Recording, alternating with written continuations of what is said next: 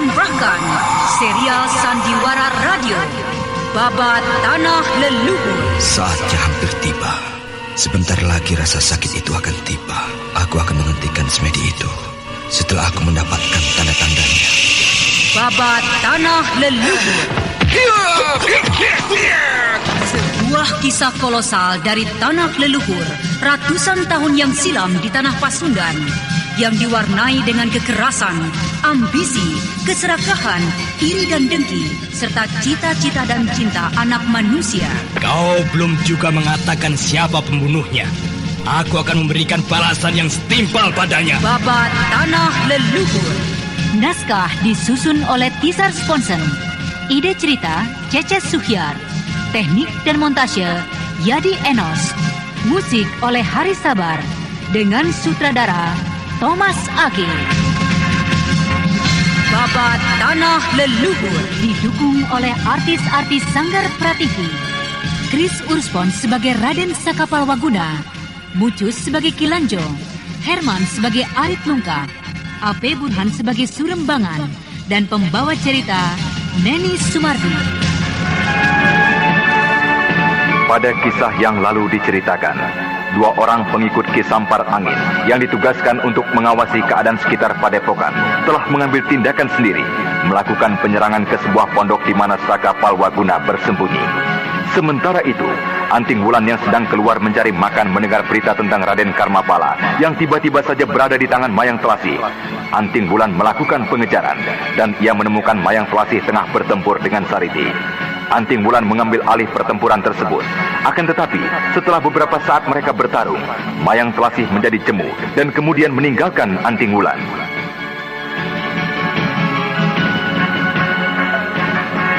Sementara itu, kedua gadis yang tidak berhasil menemukan Dika Hanggara kemudian melanjutkan pencarian ke arah yang berbeda.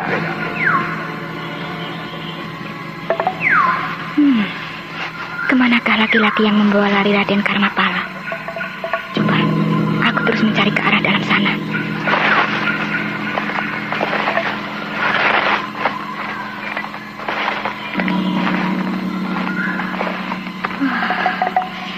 Perutku perih sekali.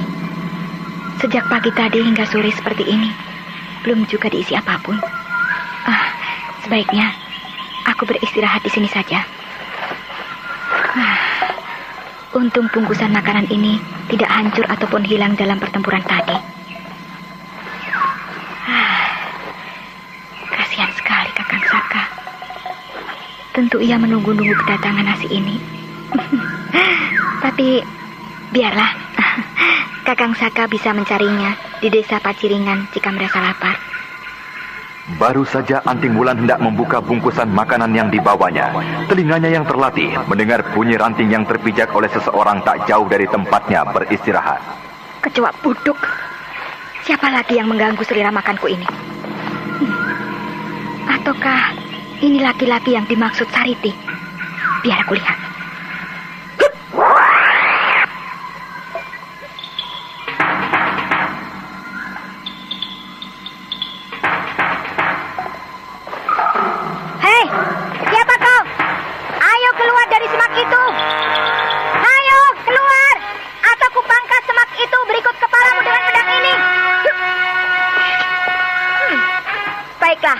Jika memang kau ingin mencari penyakit. Tunggu. Jangan lakukan itu, Nona. Jangan. Siapakah kau? Mengapa kau mengikuti aku dari semak itu? Saya tidak mengintai Nona. Saya hanya memperhatikan Nona dari tempat ini. Setan belang, kecoa bodoh. Apa bedanya mengintai dan memperhatikan secara sembunyi-sembunyi? Saya penduduk daerah sini, Nona.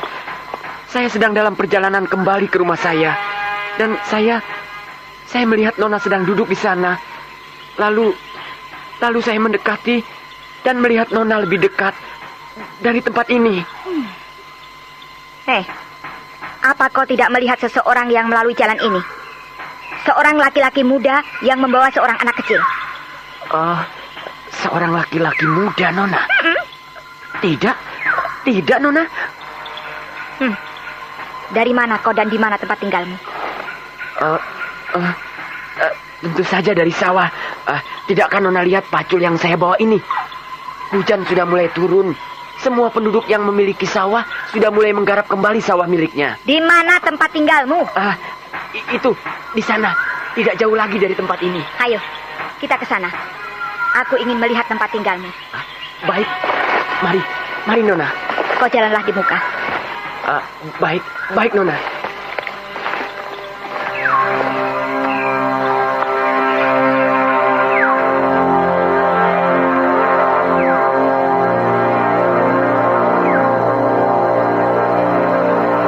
Pemuda tani yang ditemuinya itu kemudian berjalan di muka menuju ke tempat tinggalnya. Anting Wulan yang merasa curiga dengan sikap dan tindak tanduk orang yang ditemuinya, dengan tiba-tiba melancarkan serangan ke arah bagian belakang pemuda itu. Lepaskan Nona. Sakit sekali pundak saya. Lepaskan pegangan Nona. Kecoak bodoh tidak berguna. Kenapa Nona pendekar menyakiti saya? Apakah saya telah membuat kesalahan lagi pada Nona? Sudahlah, kau kembali saja pulang. Itu dia rumah saya, Nona. Sudah kelihatan dari sini. Bukankah Nona ingin datang ke tempat saya? Sudahlah. Maafkan semua perbuatanku tadi. Aku harus segera pergi dari sini.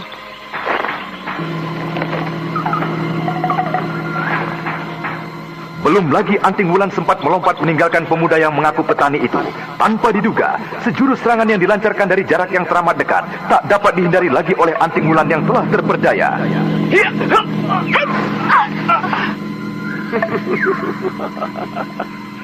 Mau kemana kau, Nona? Mengapa cepat-cepat hendak pergi? Bukankah kau ingin mengunjungi pondokku? Ayo, marilah kau lihat pondokku itu. Setan belang, kau pastilah pemuda penculik bocah itu. Iya, kau pastilah Dika Hanggara, manusia licik. Ayo, jika kau memang benar-benar seorang laki-laki sejati, bebaskan totokan ini. Kita bertempur sampai salah seorang mati berlumur darah. Kau kira saat ini kau sedang menghadapi siapa, Nona? Aku adalah Dika Hanggara, si kumbang madu. Bukanlah pemuda yang dapat kau perdaya. Aku bukanlah pemuda bodoh. Untuk apa kita bertempur jika pada akhirnya aku yang kalah? Bukankah dengan cara seperti ini aku sudah berhasil mengalahkanmu? Setan belang licik, laki-laki pengecut. Ayolah, mari. Bukankah kau ingin melihat pondokku? Mari. Lepaskan aku. Jangan sentuh tubuhku. Lepaskan aku. Beruntung sekali aku hari ini dapat memondong gadis pendekar seperti ini.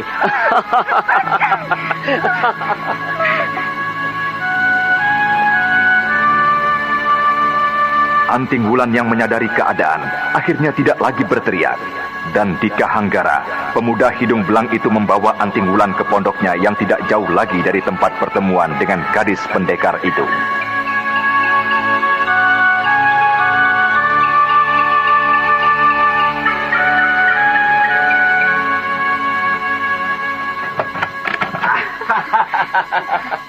Selamat datang di istanaku, Nona Manis.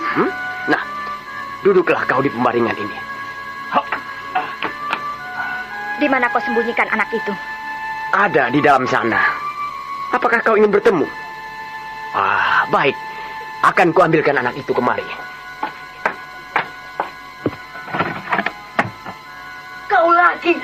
Apa salahku? Kalian menahanku seperti ini. Kau amat diperlukan oleh Prabu Jayasuntana, bocah. Oleh karena itu aku akan mempersembahkan kau padanya. Ada seseorang yang ingin bertemu denganmu. Nah, itu dia. Apakah kau mengenalnya? Rencana apa lagi yang akan kalian siapkan? Aku tidak kenal wanita itu. Pastilah dia kawanmu, sebagaimana wanita iblis tadi. Bocah setan. Kau berani meludahiku. Di sini bukanlah istana Karangsedana. Rasakan ini. Raden, apakah Raden adalah Pangeran Karmapala dari Galuh? Siapakah kau? Saya adalah salah satu murid dari Padepokan Gua Larang. Saya adalah murid dari Eyang Wanayasa. Janganlah kau coba-coba membohongiku. Aku mengenal semua murid Padepokan itu. Raden, dengarlah. Saya adalah murid dari Eyang Wanayasa. Ketika Raden tiba di Padepokan, saya baru saja pergi ke Bukit Larang bersama-sama beberapa orang kakang saya. Oh, kau pastilah salah seorang dari kelompok Ningsewu. Di mana kawan-kawanmu yang lain? Bukankah kalian selalu pergi bersama-sama? Iya, benar. Aku adalah salah seorang dari kelompok Ningsewu. Sebentar lagi, kawan-kawanku akan tiba di sini. Aku diperintahkan oleh Eyang Resi untuk mencari Raden Karmapala. Oh, jadi Bibi adalah Bibi Anting Wulan. Benar, Raden. Benar. Aku adalah Anting Wulan. Kau telah salah mengambil orang. Bocah ini bukanlah Raden Purbaya yang dibutuhkan oleh penguasa Karangsedana yang baru. Anak yang berada di hadapanmu adalah Raden Karmapala, putra dari Mahaprabu Sana dari Galuh. Kau mau coba-coba membalas menipuku? Tidak bisa anak manis. Sayang sekali aku sedang menunggu kekasihku Mayang Telasi. Jika tidak, Mau apa kau mendekatku? Pergi menjauh sana. Sayang sekali. Jangan sentuh tubuhku. Pergi, setan. Apa ini? Iya. Kasihan sekali. Agaknya kau sudah menjadi lapar sekali. Iya. Aku mengganggumu ketika kau ingin membuka bungkusan ini. Kau membawa 2 bungkusan. Apa ini untukku? Terima kasih. Kebetulan aku pun sudah saatnya untuk makan.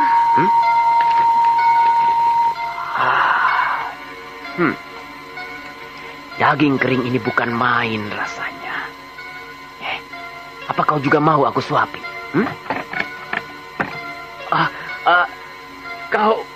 Kau sudah kembali, manisku. Kau ada di sini, gadis setan? Iya. Kenapa kau terkejut? Burung ini masuk perangkapku ketika sedang terbang mencari anaknya. Kenapa kau berpakaian seperti ini, Kakang Hanggara? Terpaksa aku memakai pakaian kotor ini demi mendapatkan burung ini, Adimayang. Lalu apa saja yang sudah kau lakukan dengan gadis ini? Sama sekali aku tidak melakukan tindakan apapun, Adimayang. Lalu dari mana dia mendapat bungkusan itu? Bukankah diambil dari balik baju Bibi Wulan? Dan seandainya saat ini kau tidak sedang menunggu kasihmu, bukankah kau tidak hanya sekedar mencium Bibi Wulan? Raden, kau mengkhianati aku, Kakang. Anak setan. Bohong, Adimayang. Aku tidak melakukannya. Anak itu berbohong. Seandainya Bibi Wulan tidak malu, tentu dia akan menceritakan semua perbuatanmu tadi. Raden, kau sudah mengkhianati aku, Kakang. Kau tahu apa hukumanku pada orang seperti itu? Ampunkan aku, Adimayang. Aku benar-benar tidak melakukan apapun juga. Kau harus mati, Kakang Hanggara.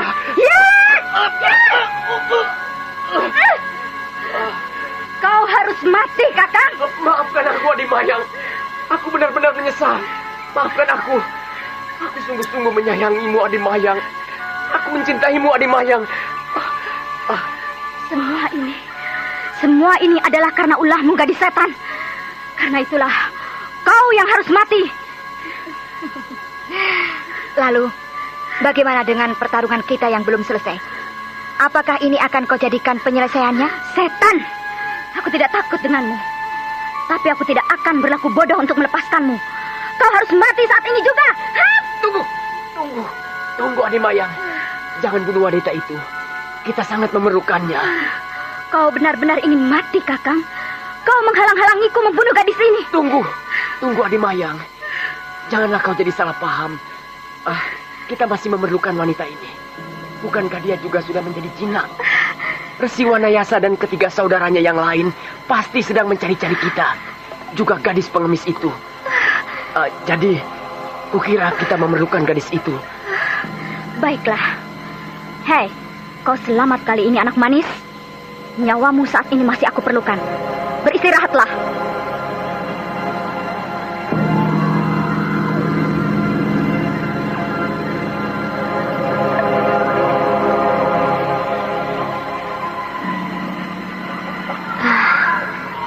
sudah mencari di sekitar sini, tapi tidak juga kutemukan. Apakah justru Wulan yang berhasil menemukan si kumbang madu itu? Aku akan mencoba mencari di sebelah kanan jalan. Mudah-mudahan aku dapat menemukan anak itu.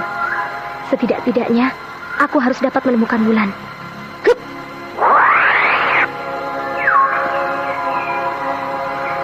Sariti melompat lincah bagai kelinci di antara rimbunan pohon.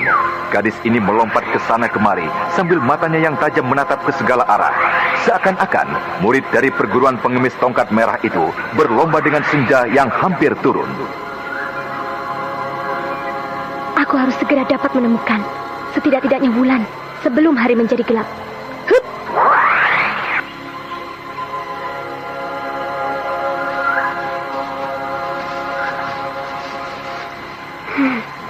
Itu ada sebuah pondokan. Aku akan mencoba untuk menyelidiki ke sana. Hup!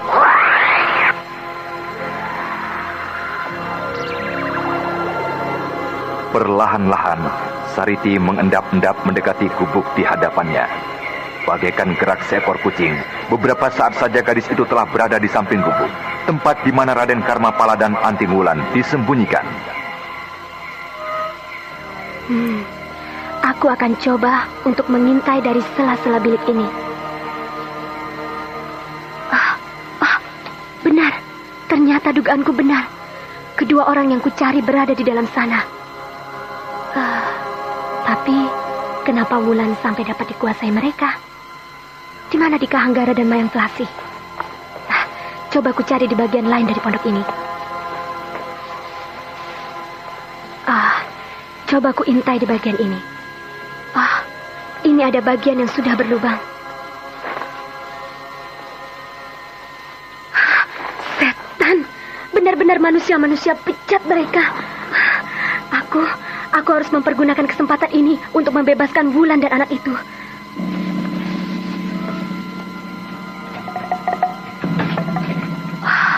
Beruntung aku, pintu ini tidak mereka kunci.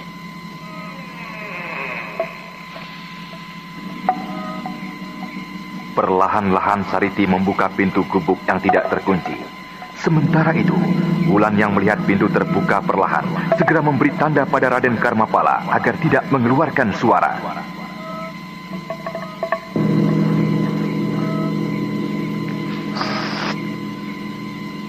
Cepat, bebaskan aku, Sariti.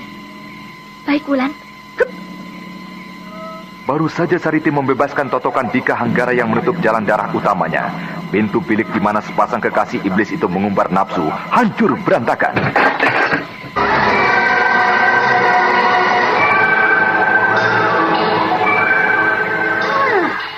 Rupanya kau lagi pengemis celaka? Ya! Hei! Hep! Hiya!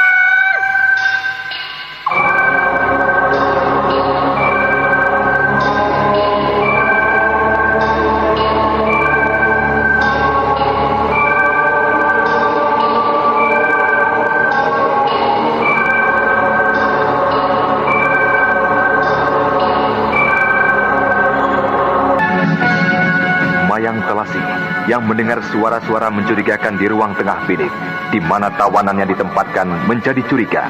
Dan segera saja, wanita iblis ini melompat keluar sambil memukul hancur pintu biliknya.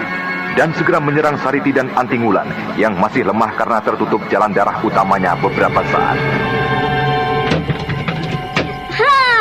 Rupanya kau lagi pengemis celaka?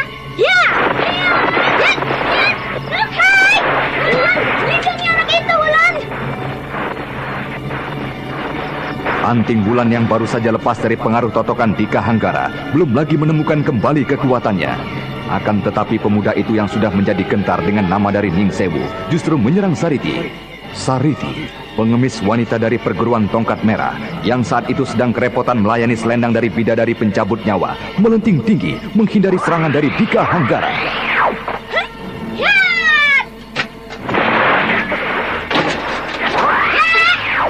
Aku tak dapat lagi menghindari serangan selendang wanita iblis ini. Biarlah, aku akan mengadu nyawa dengannya. Sariti, dadaku terasa rusak sekali. Silakan, Dika.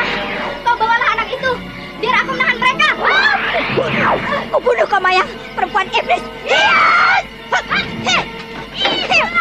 Anak itu, Wulan. Lepaskan anak itu, setan. Tunggu, mau kemana kau?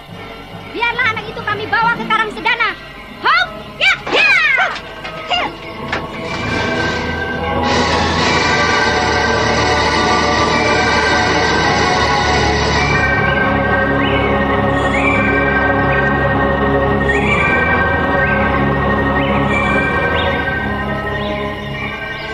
Kira Dika sudah cukup jauh meninggalkan tempat ini. Aku harus segera meninggalkan tempat ini.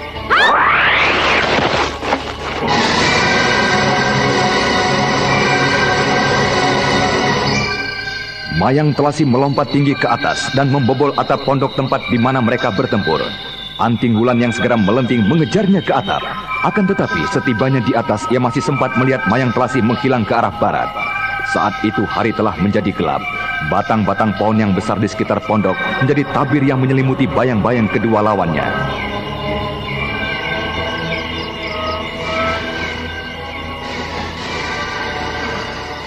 Amat berbahaya jika aku mengejarnya dalam gelap seperti ini. Keduanya adalah iblis-iblis yang sangat licik. Sariti.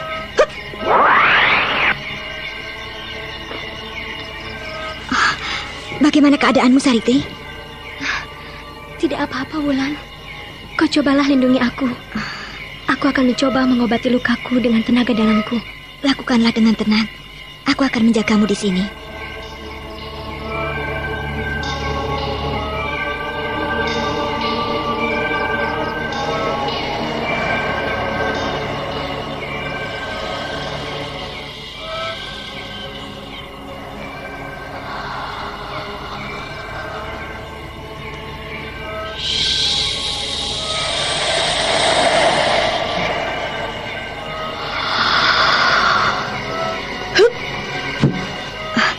Bagaimana keadaanmu, Sariti? Rasa sesak di dadaku sudah jauh berkurang sakitnya, Wulan. Terima kasih. Akulah yang harus mengucapkan terima kasih lagi padamu. Kau telah menolongku lagi. Aku benar-benar manusia tidak berguna. Dapat diperdaya oleh laki-laki iblis itu. Berhati-hatilah, Wulan. Keduanya adalah manusia-manusia licik.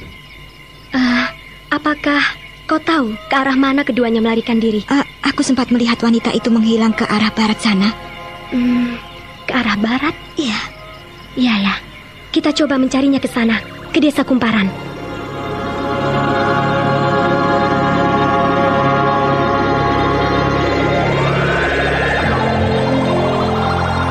Demikianlah, kedua gadis itu kemudian menuju desa Kumparan, sebuah desa yang cukup besar, yang letaknya tidak terlalu jauh dari desa Paciringan. Sementara itu di Bukit Batu Larang, Raden Purbaya mulai mendapat pengarahan serangan pertama dari Jerangkong Hidup, dari balik batu tak jauh dari tempat Mamang Kuraya berada.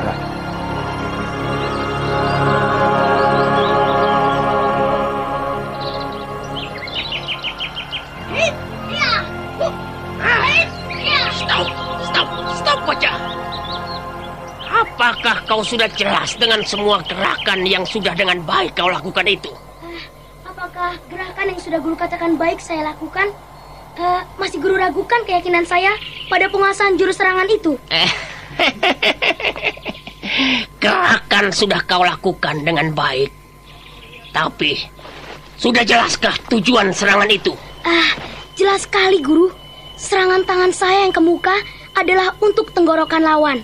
Kemudian, langkah kaki selangkah ke depan adalah untuk menyusulkan serangan seandainya lawan saya mendoyongkan tubuhnya ke belakang sambil meneruskan kibasan tangan saya yang kepalanya telah berubah menjadi cengkraman ke arah samping kanan. Kemudian, langkah kaki selangkah ke depan adalah untuk menyusulkan serangan seandainya lawan saya mendoyongkan tubuhnya ke belakang sambil meneruskan kibasan tangan saya yang kepalanya telah berubah menjadi cengkraman ke arah samping kanan. Kemudian, putaran serangan kaki ke arah yang berbeda adalah untuk menutupi kemungkinan lain agar lawan tak dapat menghindarkan diri lagi dari serangan ini. Bagus. Kau benar-benar cerdas, bocah. Beristirahatlah di sini. Sudah cukup lama kau berlatih. Ya, saya memang merasa sangat lelah, Guru. Guru, kenapa guru harus bertempur sampai seperti ini dengan kakek? Kenapa guru harus menyiksa diri, menyakiti diri dengan saling memukul? Lalu apa maksudmu? Aku tidak boleh bertempur. Aku tidak boleh mengadu nyawa seperti tadi. Bukankah memang tujuan hidup manusia yang mulia adalah mencari ketenangan lahir dan batin? Bocah-bocah, kau tahu apa tentang tujuan hidup manusia? Apakah gunanya aku mengasingkan diri bertahun-tahun mempelajari ilmu kepandaian seperti ini? Jika bukan untuk kupraktekkan, jika bukan untuk membunuh lawan-lawanku yang lemah dan bodoh. Ilmu kepandaian yang kupelajari adalah ilmu kepandaian untuk berkelahi, untuk membunuh manusia. Bukankah kita mempelajari ilmu kepandaian seperti ini adalah untuk membela diri, untuk menjaga diri? Bocah-bocah, agaknya kau memang sudah dirasuki oleh ajaran dari Siwanayasa tentang kebaikan-kebaikan dari golongannya dan keburukan dari golongan lain.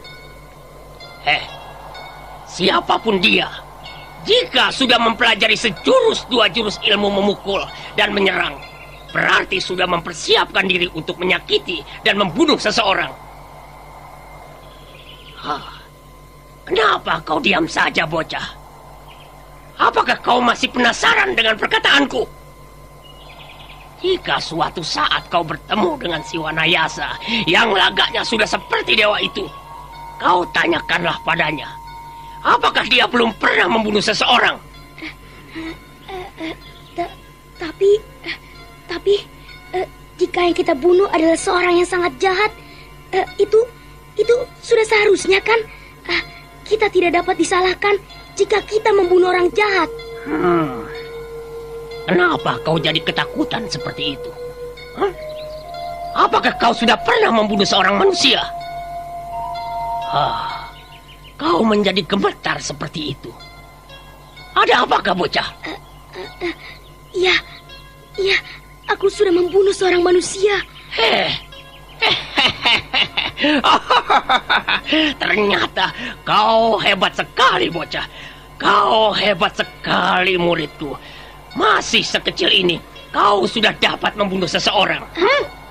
Tapi aku membunuh seseorang yang sangat jahat.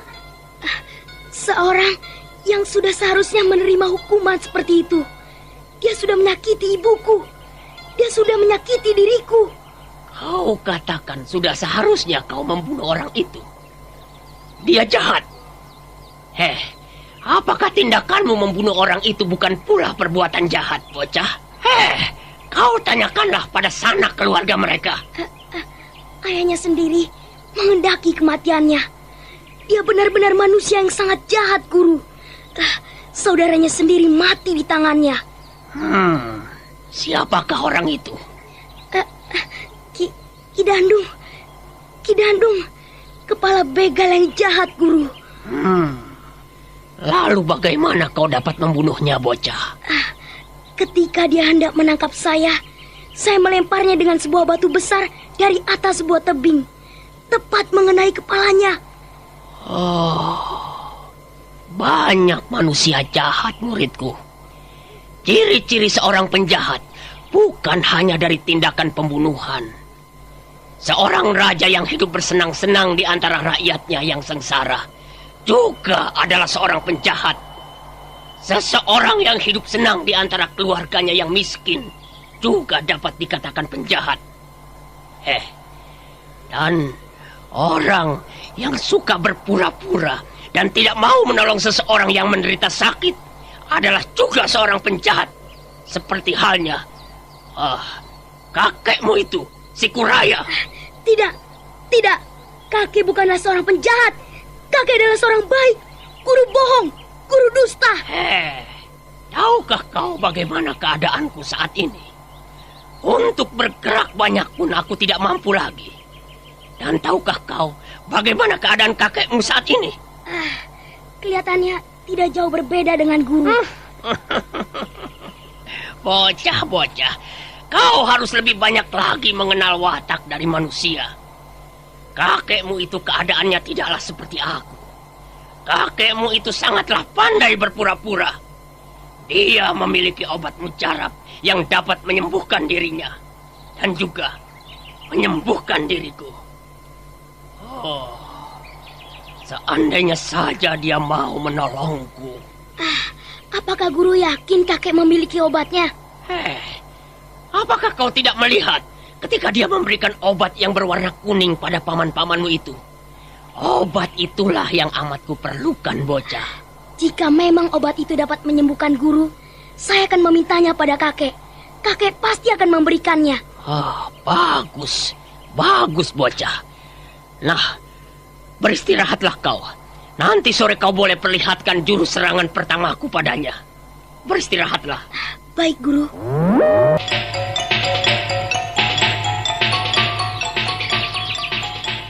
Hei, Kuraya! Ayo keluarlah kau dari persembunyianmu. Hadapilah serangan pertamaku. Hai, ku beri waktu kau 2 hari untuk menyiapkan serangan mautmu. Tapi baru setengah hari kau sudah memanggil aku. Sudahlah. Kau layani saja serangan pertamaku. Ayo bocah, tunjukkanlah seranganku itu padanya. Baik, guru. Perhatikanlah, Kek. Hup, hait, hea, hait, hup, hea, hea, hup. Ayo, kau pecahkanlah seranganku itu, Kuraya. Kutunggu kau selama 5 hari.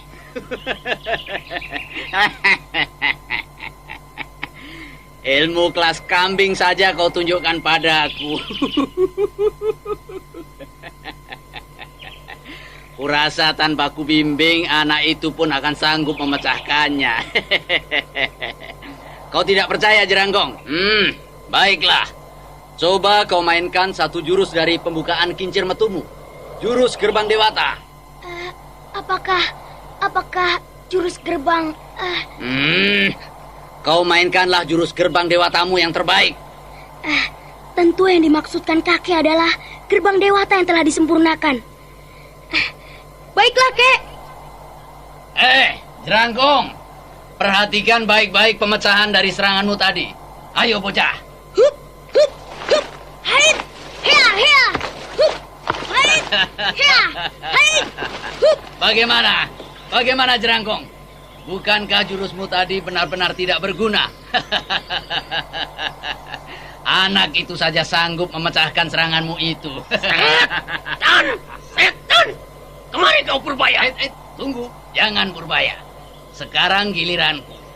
Serangan balasan belum kuberikan untukmu, Jeranggong. Anak itu tadi hanya memecahkan seranganmu. Ayo, kemari bocah, kemari. Setan! Awas! Aku akan membuat kau tidak berdaya dengan serangan berikutnya. Marilah kita ke balik batu sana, bocah. Aku akan membuat gurumu itu menyerah dan mengaku kalah padaku. Setan!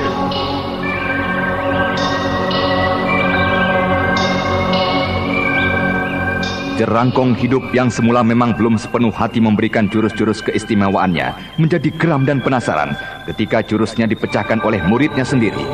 Dan kini Raden Purbaya berpindah kepada Mamang Kuraya untuk menyiapkan serangan balasan pada Jerangkong.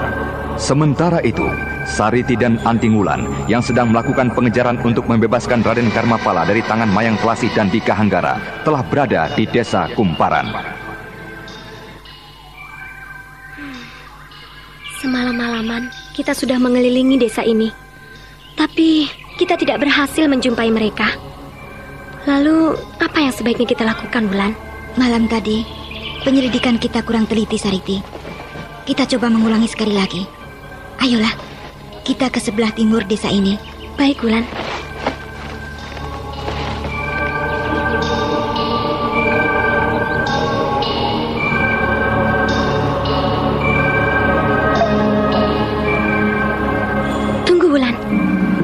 Seseorang yang mencurigakan di depan penginapan sana. Orang itu tidak jadi keluar ketika melihat kita. Siapakah dia, Sariti? Aku tidak jelas. Orang itu mengenakan topi caping yang menutupi seluruh wajahnya. Ayo, Wulan, kita lihat ke sana. Itu, ke penginapan itu.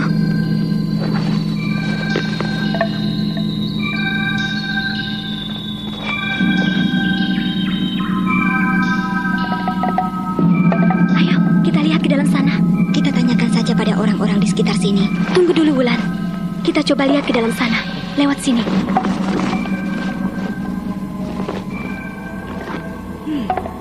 Mau kemana kita, Sariti? Celaka. Tidak ada jalan di sini. Kita harus mencari jalan ke belakang penginapan ini.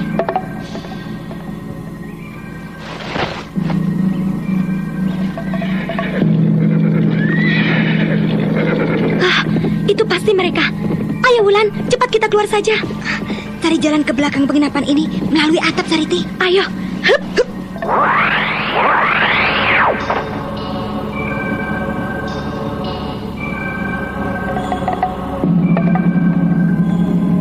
Ayo ke sebelah sana. Hup.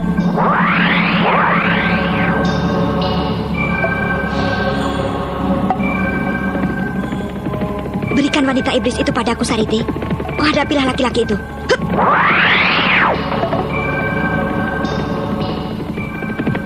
Hei, berhentilah Mayang. Mari kita lanjutkan pertarungan kita. Hup. Hiya!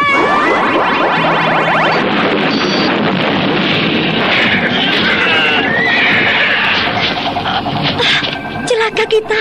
Kita tertipu, Wulan. Mereka bukanlah buruan kita. Setan. Siapakah kau? Kau berani mempermainkan kami. Kurang ajar. Pastilah kau diperintahkan oleh kedua iblis itu. Hayo, katakan, siapakah kau sebelum kupecahkan kepalamu?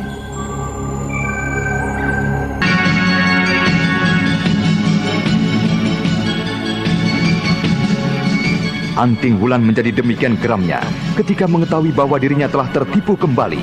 Tangannya yang berisi kekuatan tampak bergetar, siap untuk diayunkan ke kepala dua orang laki-laki yang kini nampak ketakutan. Jangan sakiti kami, Nona. Nah, jika demikian, katakanlah terus terang. Apakah maksudmu berkuda keluar desa ini? Saya mempunyai suatu urusan di desa lain. Saya harus tiba di sana secepatnya. Jadi, aduh. Jika kau tidak ingin lumpuh seluruh tenagamu, katakan dengan terus terang.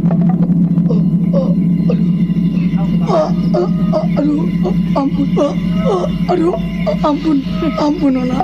Tarik urat lehermu ini. Habislah seluruh tenagamu. Baik, Nona. Lepaskan dulu. Lepaskan leher saya ini, Nona.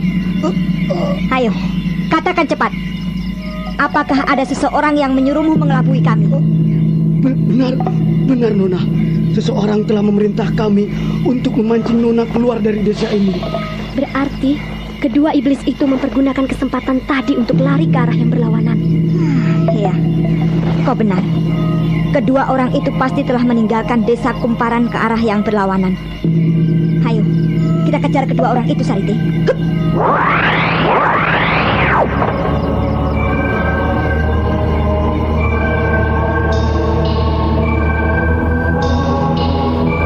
Kedua gadis muda perkasa itu berlari ke arah barat. Tubuh mereka melesat cepat bagaikan dua ekor kijang yang sedang berlomba di tengah padang rumput. Beberapa saat kemudian, keduanya telah tiba kembali di desa Kumparan.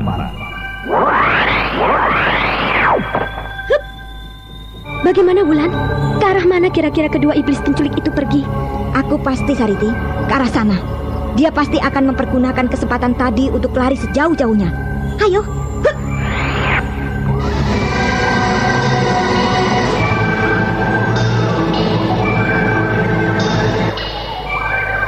Tunggu, Wulan. Kita sudah cukup jauh mengejarnya. Kita kembali saja ya. Hah? Kembali? Apa maksudmu, Sariti? Ya, kita kembali ke desa Kumparan. Aku kini yakin, Wulan, mereka telah memperdaya kita dengan baik sekali. Aku tidak mengerti, Sariti. Apa maksudmu? Kenapa kita harus kembali ke desa Kumparan? Apa kau pikir mereka bodoh untuk tidak mempergunakan kesempatan saat kita mengejar dua penunggang kuda tadi? Justru mereka terlampau cerdik, Wulan. Mereka telah memperhitungkan apa yang akan kita perbuat, apa yang kita perhitungkan. Jadi, mereka masih tetap ada di Kumparan. Malah, justru mereka ada di penginapan tadi. Luka yang kubuat di pundak Mayan Telasih, kurasa tidak memungkinkan dia terus-menerus untuk melakukan perjalanan. Jika demikian, mari kita selidiki penginapan itu.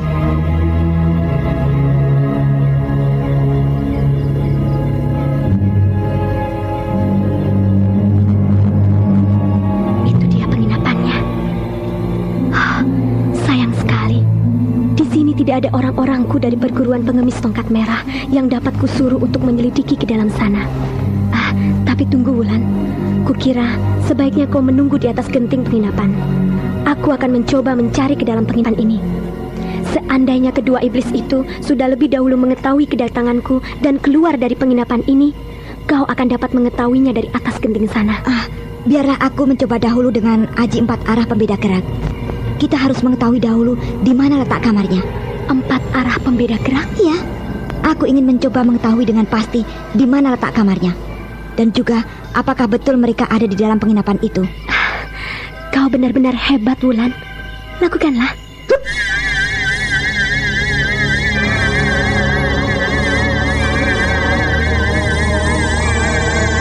Anting Wulan mengerahkan seluruh kekuatan dalam untuk memusatkan dan membedakan berjenis-jenis suara di tengah desa Kumparan yang berdenging di telinganya. Perlahan-lahan, dengan kekuatan pemusatannya, gadis perkasa ini mulai memilah-milah suara yang tak dikenalnya. Sampai akhirnya...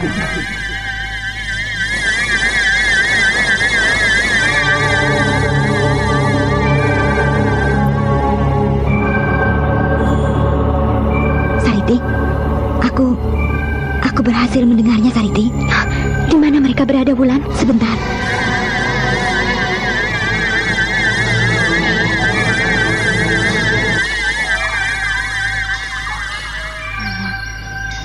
Iya, kukira di kamar yang berada di sudut sana. Laki-laki itu sedang mengobati luka di pundak mayat Kelasi.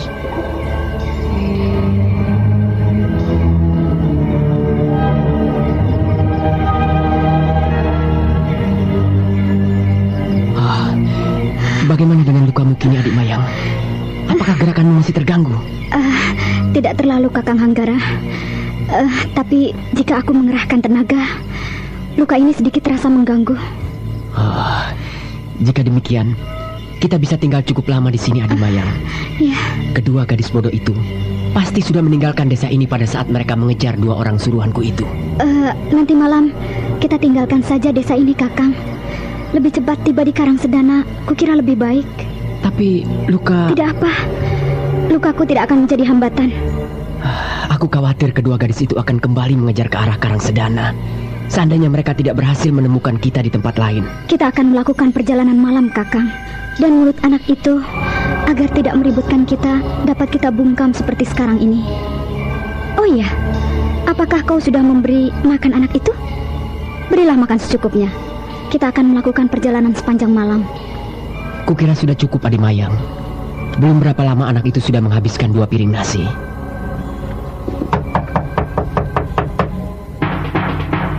Permisi! Permisi! Ada yang datang, adik Mayang. Itu pelayan penginapan, Kakang. Permisi! Siapa? Saya! Pelayan penginapan ini, Tuan.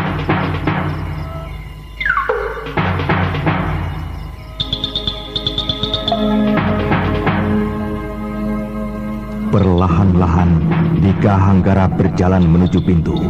Dan kemudian, laki-laki yang sangat licik dan teramat waspada membuka pintu kamar.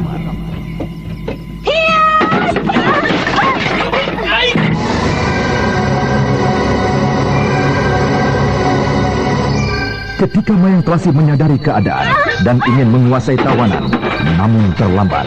Dari jendela kamarnya yang terbuka, pada saat yang bersamaan dengan teriakan serangan Anting Wulan, sebuah bayangan berkelebat masuk dan menyerangnya.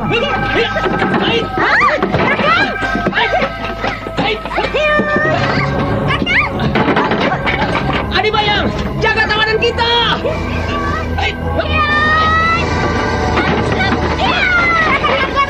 Ayo kita tinggalkan tempat ini. Baik, Adik Mayang.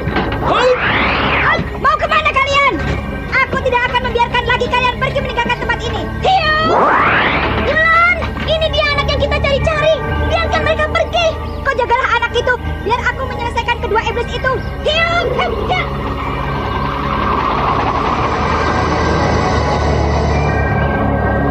Anting Wulan yang merasa dendam karena telah berkali-kali dipermainkan oleh kedua iblis laki-laki dan wanita ini tidak lagi mau melepaskan mereka.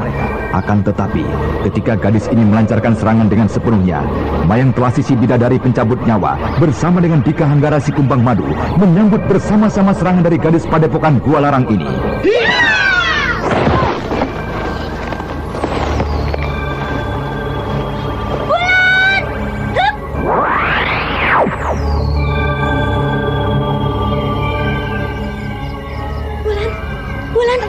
Bagaimana keadaanmu, Wulan? Tidak apa. Pukulan gabungan kedua iblis itu terlalu kuat untukku. Satu saat nanti kita harus membalaskan semua perbuatan mereka ini. Di mana mereka? Mereka telah pergi meninggalkan tempat ini, Wulan. Dan agaknya Mayang Telasih pun menjadi semakin parah lukanya. Dia pergi meninggalkan tempat ini dengan tubuh yang limbung. Ayolah, kita tinggalkan tempat ini sebelum para penghuni penginapan ini mendatangi tempat ini. Tapi bagaimana keadaanmu, Wulan? Kau bawalah anak itu. Aku masih sanggup untuk pergi meninggalkan tempat ini.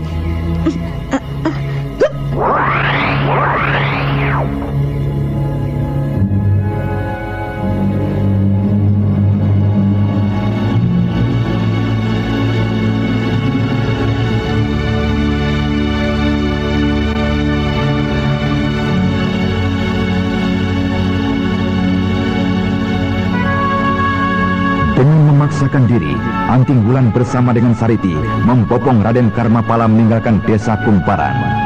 Dan beberapa saat setelah mereka meninggalkan desa tersebut, Wulan, celaka. Wulan pingsan tak sadarkan diri. Luka dalam akibat pertempurannya dengan kedua iblis tadi benar-benar parah. Aku akan mencoba meringankan penderitaannya dengan tenaga dalamku. Tapi aku harus menyadarkannya dulu.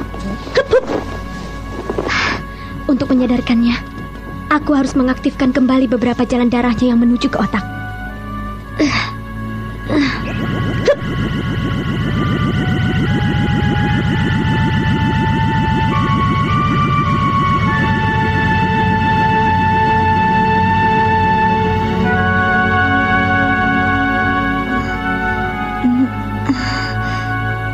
Di manakah aku ini? Kok Sariti? Dengar, Wulan, kau baru saja terluka karena pertempuranmu dengan Mayang Telasih. Aku akan mencoba membantu penyembuhanmu. Nah, sekarang pusatkanlah pikiran dan tenagamu. Baiklah Sariti. Nah, bagus Wulan. Aku akan memulainya sekarang. Bersiaplah.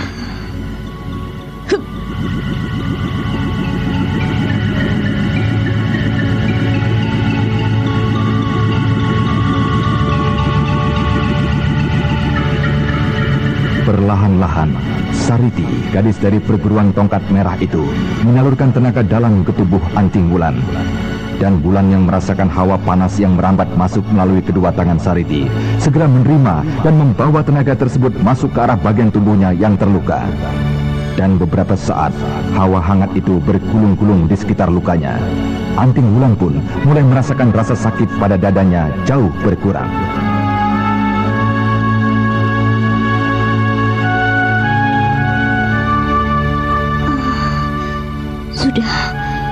Sudah cukup Sariti. Aku sudah mulai merasa segar. Rasa sakitku sudah jauh berkurang. Terima kasih banyak atas bantuanmu Sariti. Aku semakin banyak berhutang budi padamu. Tolong kau bebaskan Raden Karmapala. Sejak tadi tidak sepatah pun yang dapat keluar dari mulutnya. Pasti anak itu mengalami hambatan pada jalan darah di lehernya. Iya.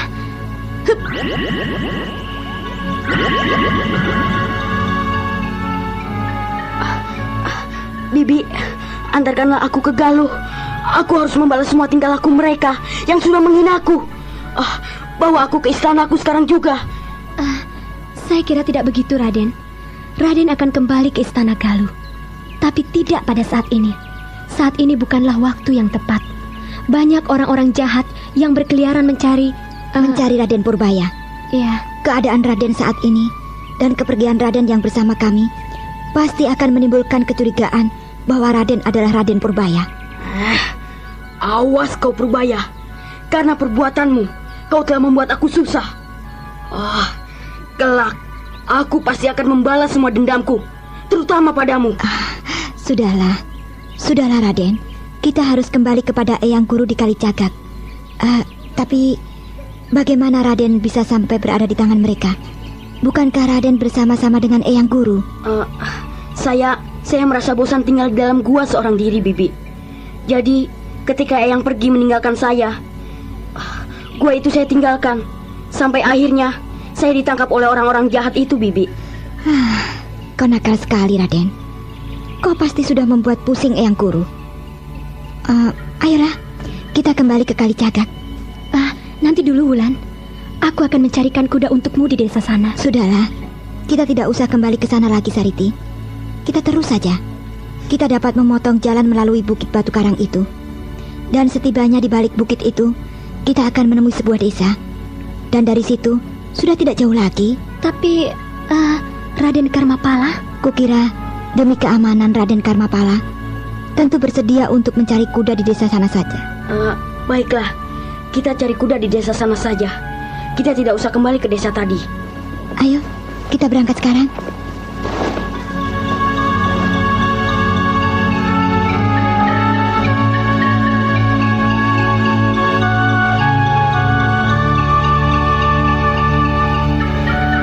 Sementara itu, marilah kita kembali pada Raden Purbaya yang kini bersama dengan Mamang Kuraya untuk mempelajari beberapa jurus serangan yang kelak akan diperagakan di hadapan Jerangkong Hidup.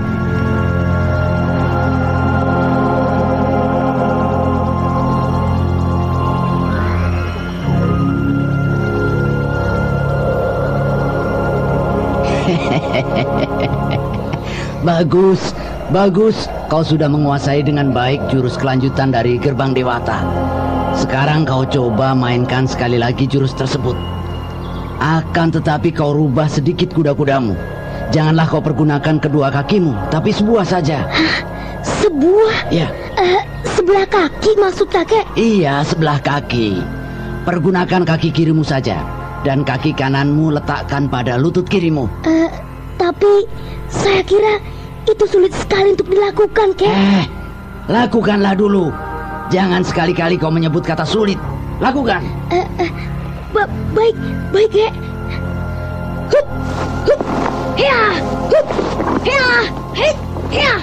Pangeran Mahkota dari Karangsedana itu pun kemudian mencoba untuk melakukan perintah dari Mamang Kuraya. Akan tetapi seperti yang dibayangkannya, kali ini dia menemui kesulitan. Gerakannya tidak lagi terkontrol. Tubuhnya berkali-kali bergoyang ke kiri dan ke kanan. Nah, bagaimana? Saya tidak dapat melakukannya dengan baik, Kek. Ya sudah pasti. Sebentar lagi kau harus dapat melakukannya dengan baik. Dengarkanlah Purbaya. Kau harus dapat memanfaatkan gerak jatuhmu. Gerakanmu yang tidak terkontrol itu menjadi sebuah gerak serang yang tidak terduga-duga. Tapi bagaimana mungkin, Kek? Gerakan saya jelas akan menjadi semakin lambat. Dan lagi, bagaimana jika lawan mempergunakan kesempatan untuk menyerang pada saat saya jatuh? Kau dapat kembali mempergunakan kaki kananmu setiap tubuhmu terdorong jatuh karena keseimbanganmu hilang. Dan dengan Gerbang Dewata kau dapat mengelakkan serangan tersebut. Dan untuk menolong kelambanan gerakmu, aku akan membantumu secara langsung. Apa yang akan kakek lakukan? Sudah, tutup mulutmu. Pusatkan pikiranmu dan ikuti perintahku. Baik, Kek.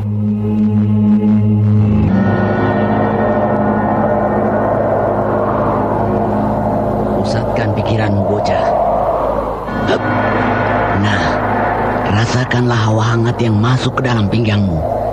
Dan perlahan-lahan dengan kekuatan pikiranmu, arahkanlah hawa hangat yang kusalurkan dari tanganku ini ke seluruh tubuhmu. Baik, Kek.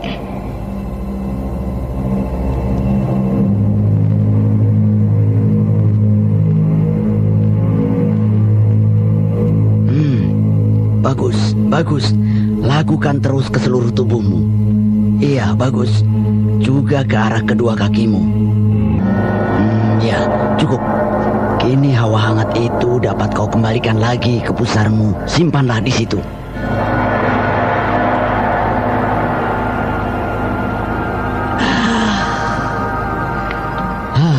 Bagus. Bagus, kau memang sangat pandai. Tidak salah aku menunjukmu sebagai alat untuk pertarungan ini. Lalu, untuk apakah semua yang kulakukan barusan itu? Bocah. Tahukah kau, hawa hangat yang kusalurkan ke dalam tubuhmu tadi adalah tenaga murniku. Sebagian dari tenaga murniku. Dengan tenaga tersebut, kini kau dapat melakukan gerak yang kau katakan sukar dan lamban tadi menjadi lebih cepat. Nah, coba ulanglah kembali jurus gerbang dewata. Dan kemudian lanjutkan dengan jurus berikut dari kincir metu dengan kuda-kuda satu kaki. Akan saya coba, Kek. Hup, hai, hia, hia, hup, hup, kenapa jadi seperti ini saya, Kek? Apa yang terjadi dengan tubuh saya? Anak bodoh, tubuhmu kini sudah dilambari dengan tenaga murni yang tadi kusalurkan. Nah, kendalikan tenaga itu dengan sebaik-baiknya. Dengan kekuatan pikiranmu, kau dapat mengarahkan tenaga itu ke pusat kaki untuk kuda-kudamu. Dan juga tenaga itu kau salurkan ke kedua tanganmu. Kakek terlalu. Dengan demikian, kakek semakin mempersulit saja gerak yang harus saya lakukan. Apa? Bocah bodoh. Tahukah kau apa yang baru saja kuberikan padamu? Itu adalah tenaga dalam yang seharusnya kau pelajari selama 5 tahun.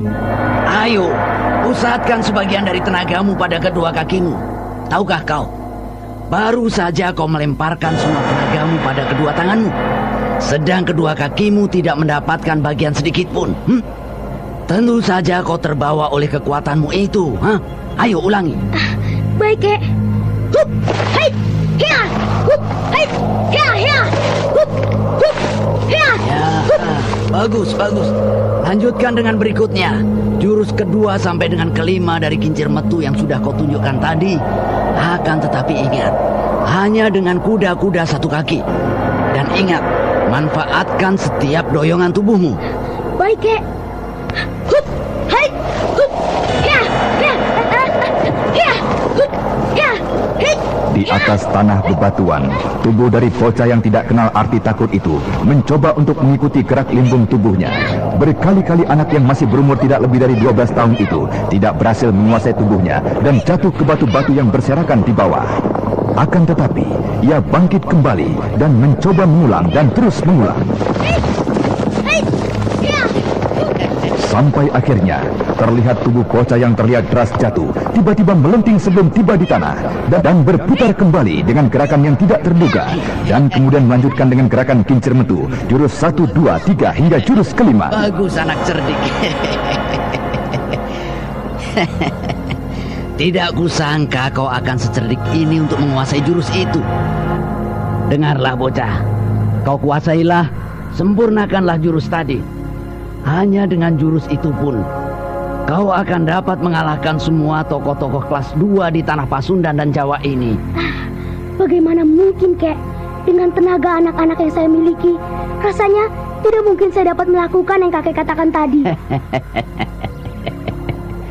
Jika kau kuasai jurus tadi dengan sempurna, dan ditambah dengan beberapa petunjuk yang akan kuberikan lagi, dalam beberapa bulan saja, kau akan dapat membuat kerepotan paman dan bibimu. Coba kau ambil batu besar itu. Baik, Kek. Bukan yang itu. Itu yang di sebelah kirimu. Yang ini, Kek. Itu, ya, yang di bawahnya. Yang mana, Kek? Anak goblok. Itu yang kau pegang itu. Angkat dan bawa kemari. Yang ini? Iya, batu itu bawa kemari. Kakek bercanda. Bagaimana mungkin saya akan dapat mengangkatnya? Batu yang hampir sama besarnya dengan tubuh kakek. Angkat, bawa kemari. Apalagi yang kau tunggu? Dengan gerak yang tidak pasti, Raden Purbaya mencoba untuk mengangkat batu besar yang sebagiannya masuk melesak ke dalam tanah kering.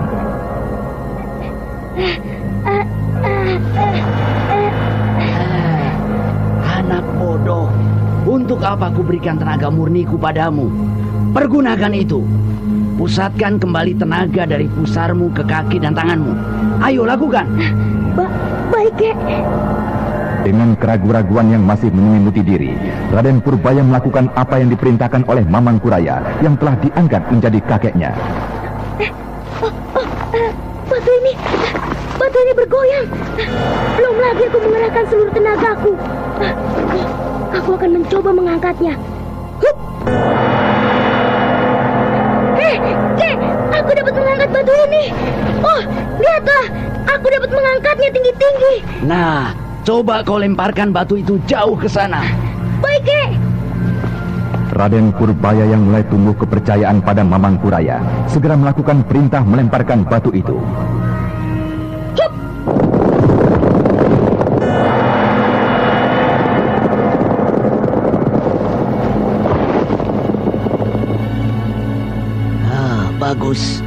Bagus kau dapat melemparkan batu hingga 2 tombak. Oh, terima kasih, Kek. Terima kasih atas petunjuk dan pengarahan dari kakek. Sudah, bangunlah bocah. Duduklah di sampingku. Beristirahatlah, kukira kau sudah sangat lelah. Baiklah, Kek.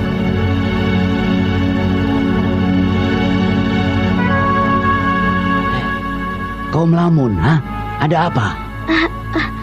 Bolehkah saya bertanya pada kakek?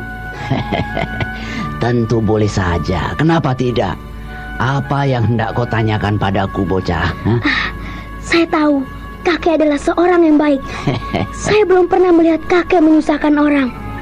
Akan tetapi, benarkah kakek memperdaya guru saya? Apa maksudmu, bocah?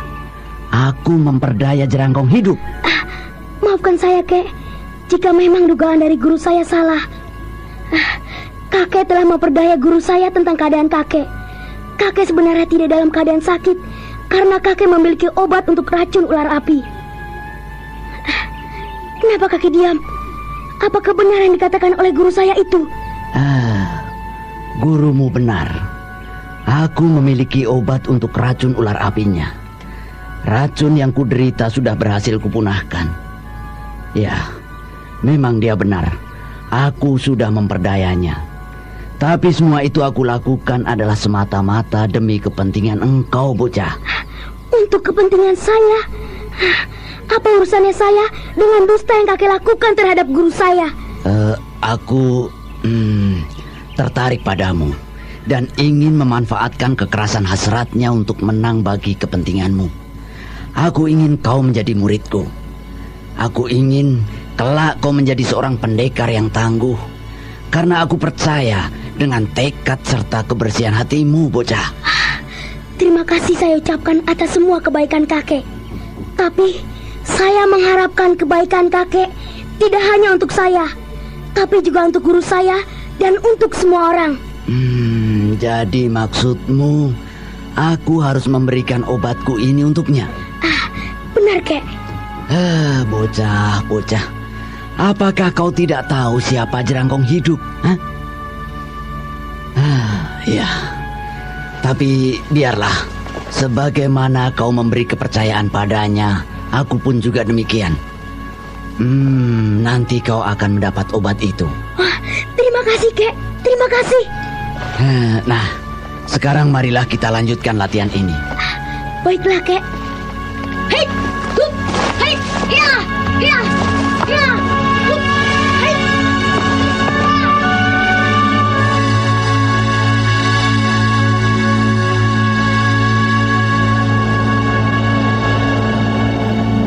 Belum setengah harian Raden Purbaya berada bersama-sama dengan Mamang Kuraya.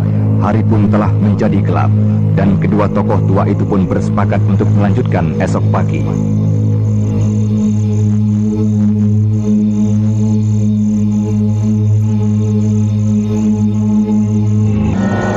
Malam harinya, Raden Purbaya tetap bersama-sama dengan Mamang Kuraya. Mereka menyandarkan tubuh pada batu-batu besar yang banyak terdapat di sekitar itu. Sambil memandang jauh ke angkasa raya yang diterangi oleh sepotong bulan dan ribuan bintang yang bertebaran. Sesekali, Mamang Kuraya mengelus-elus jenggotnya yang panjang dan menghela nafasnya di tengah kesunyian malam tersebut. Ada apa, Kek? Apakah ada sesuatu yang sedang kakek pikirkan? Dari mana kau tahu aku sedang memikirkan sesuatu, bocah? Pandangan mata kakek yang jauh ke atas langit dan juga tarikan nafas kakek. Bagus. Agaknya kau memiliki pandangan yang cukup tajam. Benar. Aku memang sedang memikirkan sesuatu. Perbuatan-perbuatanku di masa yang lalu yang kini mengakibatkan aku menjadi seperti ini. Terasing dari dunia luar, dunia kependekaran tanah Pasundan dan Jawa. Apa itu, Kek? Perbuatan apa yang sudah kakek lakukan? Puluhan tahun yang lalu, jika kau bertemu dengan aku, mungkin kau tidak akan beranggapan bahwa aku adalah seorang yang baik-baik. Saat itu aku dikenal oleh kalangan kependekaran sebagai seorang pencuri. Tapi oleh lawan-lawanku, aku diberi julukan setan pencuri. Walaupun aku hanya melakukan pencurian pada orang-orang jahat dan pembesar-pembesar penindas rakyat, tapi tetap saja saat itu aku telah banyak menyusahkan orang dengan ulahku tersebut. Dengan kepandaian tersebut, tanpa diketahui oleh seorang pun, aku dapat mencuri sebagian harta para pembesar-pembesar jahat. Bahkan aku dapat mencuri barang seseorang yang sedang kuajak bicara. Jika kakek seorang pencuri yang pandai, mengapa kakek miskin seperti ini? Kakek tidak memiliki sesuatu yang dapat membuktikan bahwa kakek adalah seorang pencuri sakti yang tidak pernah tertangkap. Bagus. Bagus, bocah. Apa maksudmu harta kekayaan sebagai buktinya? Untuk apa harta kekayaan untukku? Aku tidak membutuhkannya. Aku tidak pernah menginginkannya. Lalu, kemana harta-harta kekayaan yang kakek curi dari pembesar-pembesar jahat? Apakah sudah habis? Itu semua aku berikan pada para penduduk yang susah, yang menderita. Nah, pakailah kembali kalungmu ini. Loh, kenapa bisa berada di tangan kakek kalung saya ini? Kapan kakek mengambilnya? Baru saja. Ketika tadi kau meminta bukti bahwa aku adalah seorang pencuri yang tidak pernah tertangkap. Oh, hebat sekali, Kek. Dan juga kakek bukanlah seorang pencuri yang jahat. Kakek adalah seorang pencuri yang baik. Hah? Siapa bilang? Siapa bilang aku adalah pencuri yang baik? Semula memang demikian.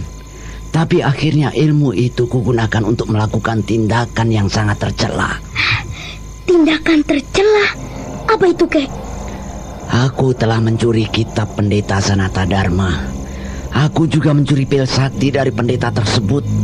Dan aku juga mencuri aji mati suri dari Ki Poho Segala si tabib dewa.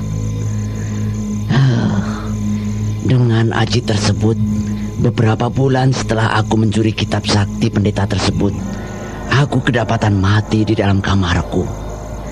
Dan 1 minggu kemudian, aku tersadar kembali dan berhasil membobol kuburan tersebut dari dalam peti matiku. Sejak saat itu aku aman dari incaran pendeta sakti itu. Dan kakek mengasingkan diri? Iya. Aku mengasingkan diri, mempelajari aji semati Dewa Gila dari kitab yang kucuri. Akan tetapi setelah aku berhasil menguasainya, aku pun tidak memiliki keberanian untuk tampil di dunia kependekaran. Sampai akhirnya aku tidak dapat menahan diri ketika melihat padepokan muridku diganggu oleh cerangkong hidup. Akhirnya pendeta itu akan tahu juga perihalku jika ia masih hidup hingga saat ini. Kakek tidak usah bersedih. Jika kakek ingin bertobat dan mau mengembalikan kitab yang kakek curi pada pendeta itu, tentu pendeta itu juga akan memaafkan kakek. Ya, mudah-mudahan saja. Mudah-mudahan saja.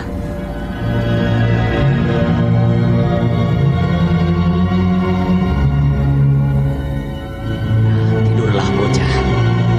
Besok kau sudah harus kembali belajar. Setelah Jerangkong hidup menyaksikan jurus serangan yang kuberikan. Baik, Kek. Saya tidur.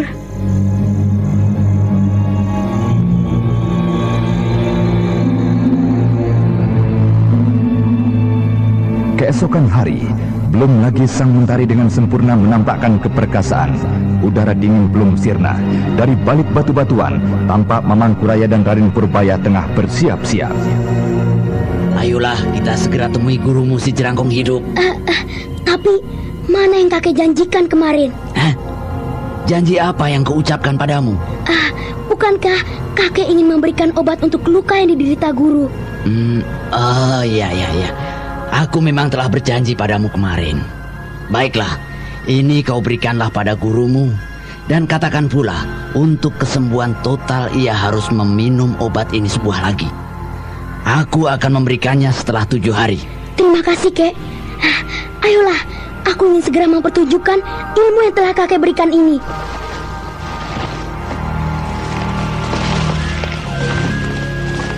Setelah menyadari keadaan telah diketahui oleh Jerangkong hidup, Mamangkuraya tidak lagi berpura-pura.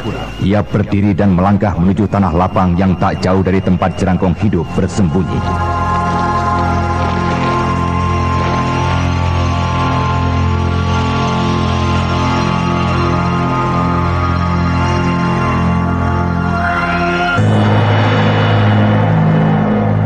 Hai, Jerangkong hidup. Ayo bangunlah, aku sudah siap. Janganlah kau hanya tidur saja di balik batu itu.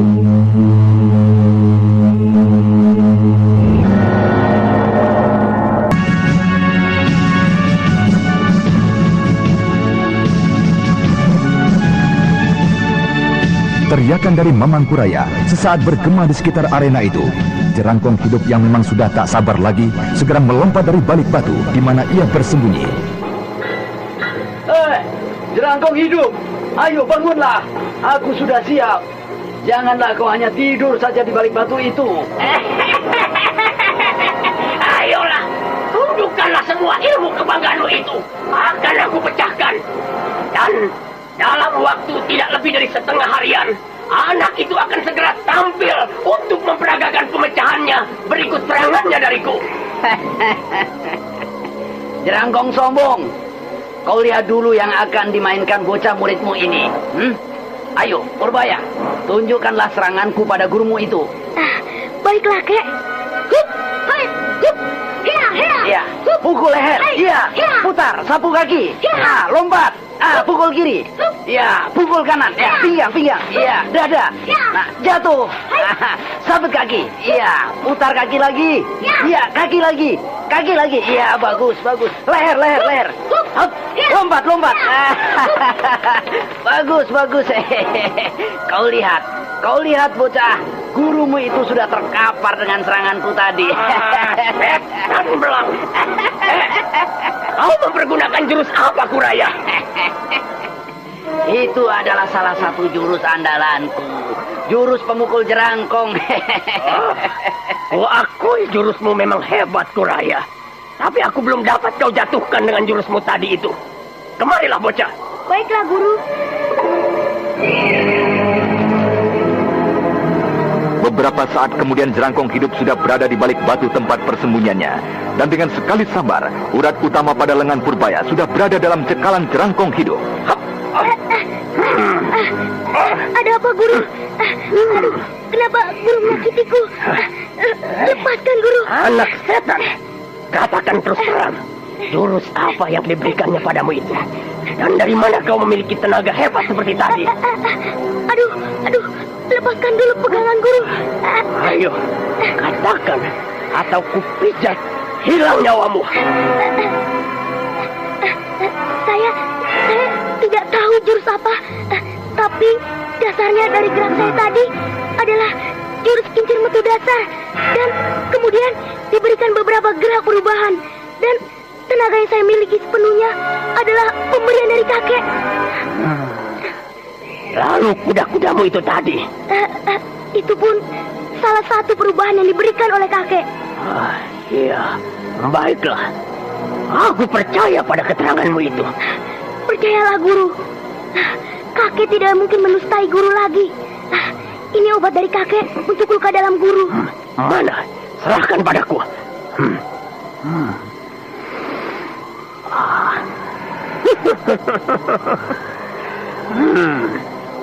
Tapi apa maksud si setan licik itu memberikan obat ini kepadaku? Kakek memberikannya pada guru dengan sukarela dan niat yang baik. Janganlah guru mempunyai prasangka yang bukan-bukan. Telanlah obat itu, dan guru akan segera sembuh dari luka dalam yang guru derita. Oh, baiklah, baiklah. Beristirahatlah.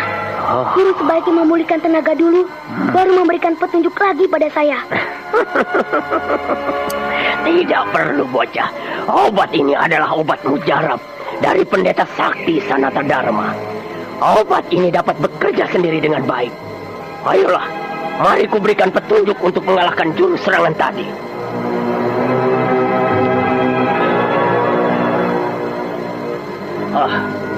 Kau lihatlah batu ini, bocah. Perhatikanlah baik-baik. Aku akan melemparkan ke atas dan memukulnya. Lihat, bocah. Kau lihat apa yang terjadi, bocah? Batu tadi pecah akibat pukulan guru. Dan sekarang, lihatlah kain kecil ini. Perhatikanlah. Sobekan kain kecil bajumu ini akan kulempar ke udara. Dan aku pukul seperti halnya batu tadi. Perhatikanlah, bocah.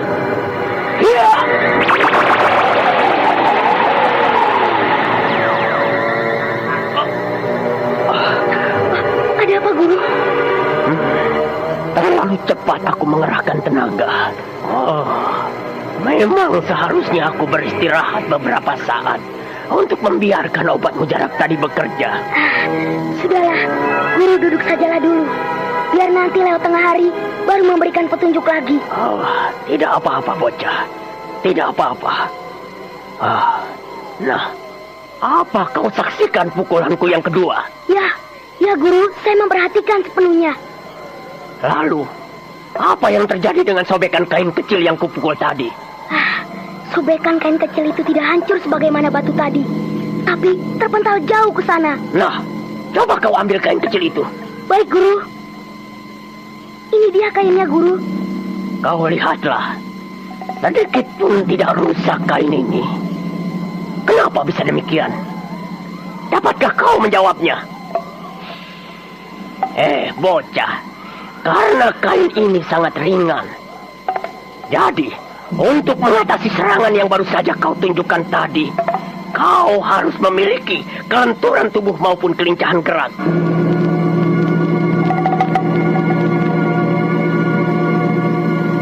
Kembali kini giliran si tokoh Mahaganas Jerangkong hidup memberikan pengarahan pemecahan gerak dari serangan Mamang Kuraya tadi.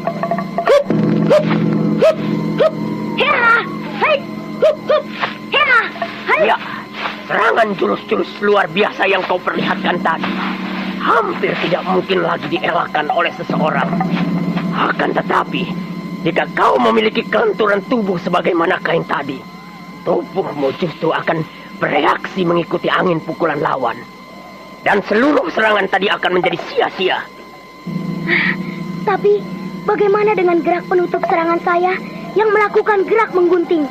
Nah, untuk serangan itu, inilah penangkalnya. Apa itu, guru? Kenapa benda kecil itu guru katakan sebagai gerak penangkalnya? Untuk menghadapi serangan menggunting itu. Karena serangan-serangan sebelumnya sudah mempersulit gerakanku, maka satu-satunya jalan adalah melemparkan ini ke arah lawan. Kenapa harus melemparkan ini pada lawan? Dengan melemparkan senjata ini, akan terjadi dua kemungkinan. Satu, lawanmu akan meneruskan serangannya dan akhirnya sama-sama terluka. Atau lawan menarik kembali serangannya untuk mengelakkan senjata ini. Jadi, keadaan dapat dikatakan sama, seimbang. Nah, ini, peganglah benda ini. Dan ingat, sebelum kau melemparkan benda ini, tekanlah tombol ini dengan tanganmu. Lalu, apa yang akan terjadi, guru? Benda ini juga akan menimbulkan suara bising yang akan mengacaukan konsentrasi lawanmu. Nah, peganglah. Baiklah. Nah, sekarang marilah kita mulai mencoba untuk melatihnya. Demikianlah, Dengan cukup telaten, Jerangkong Hidup memberikan beberapa gerak pemecahan pada Raden Purbaya dan kemudian melengkapi dengan beberapa jurus serangannya. Sampai akhirnya sebelum tengah hari, Raden Purbaya sudah menguasai jurus pemecahan dan serangan balasan dari Jerangkong Hidup.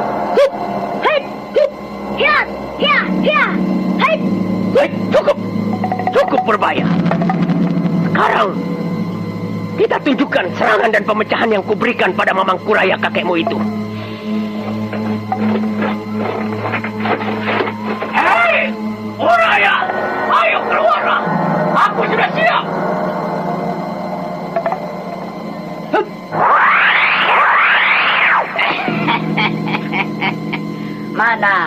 Mana kulihat pemecahanmu itu? Apa kau sungguh-sungguh atau hanya bicara semaumu saja? Ha? Ayo, lakukanlah muridku yang baik.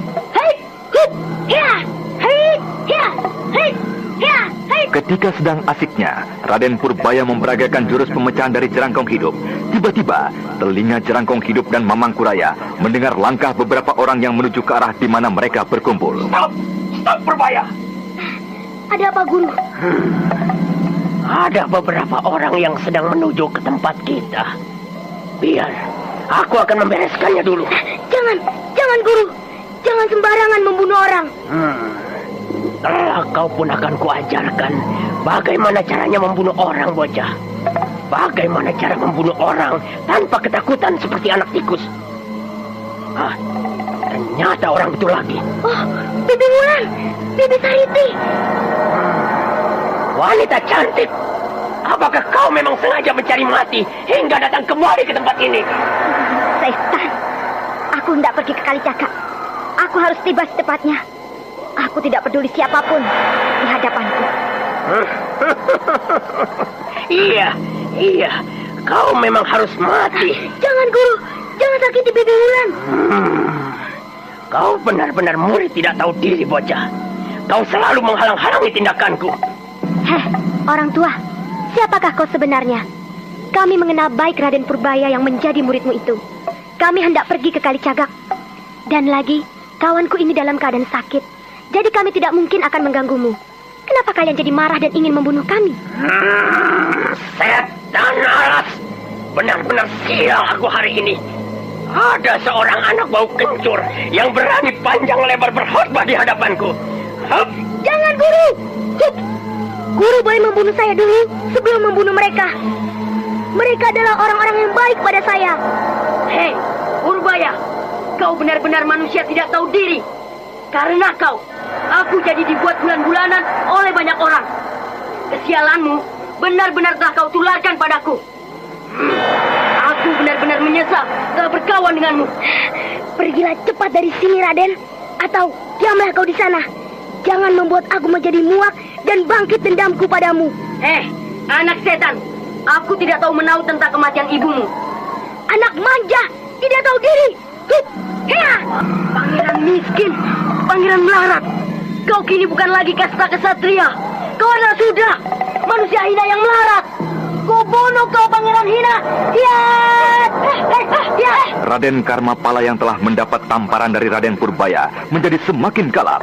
Dan kini ia menyerang dengan membabi buta. Akan tetapi kali ini yang dihadapi adalah Raden Purbaya yang lain.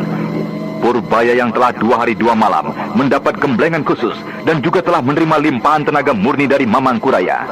Karenanya, Raden Karmapala menjadi bulan-bulanan dari Raden Purbaya. Sariti, hentikan dulu anak itu, Sariti. Raden, hentikan. Berhenti, Raden. Biarkan Bibi. Anak yang tidak tahu diri ini harus kuberi pelajaran. Minggir, Bibi Sariti. Oh, tidak. Raden harus menghentikan perkelahian ini. Minggir. Jangan menghalangi perkelahianku. Minggir. Aku harus membalaskan sakit hatiku ini. Karena kesialannya, aku sampai dipermainkan banyak orang. Minggir. Cukup, Raden. Kalian tidak boleh melanjutkan perkelahian ini. Minggir, Bibi. Karmapala sudah membunuh ibuku. Tapi sedikit pun anak itu tidak menyatakan penyesalannya. Aku harus mengajar anak itu. Jika perlu sampai mati. Minggir. Biar aku Aku yang akan mempertanggungjawabkan semua ini pada ayahandanya penguasa Pasundan ini. Minggir, Bibi. Hup. Jangan, Raden. Hup. Hina. Raden Purbaya berusaha untuk menghajar Raden Karmapala yang berada di belakang Sariti. Maju beberapa langkah dan kemudian ia memutar cepat ke kanan. Sariti mengejarnya. Akan tetapi dengan gerakan yang tidak terduga, Raden Purbaya melompat balik dan sempat melancarkan sejurus pukulan pada Raden Karmapala. Babi bodoh, setan Sudra. Kau bunuh kau Pangeran Melarat. Kau keterlaluan sekali, Raden. Maafkan aku. Hup. Lepaskan aku, Bibi Sariti. Lepaskan. Ya. Lepaskan. Lepaskan muridku itu. Siapakah kau, Kek? Kenapa kau membiarkan saja Raden Purbaya bersikap seperti ini? Bocah kurang ngajar. Berani kau mengajar adat padaku. Lepaskan. Pundakku tiba-tiba menjadi lemah. Tulang-tulang terasa hancur. Apakah kakek itu yang telah melakukannya? Kubunuh kau Karmapala. Cukup Purbaya. Lanjutkan tugasmu dulu. Tidak Guru. Aku harus membunuh Karmapala. Dia sudah membunuh ibuku. Hup, hai.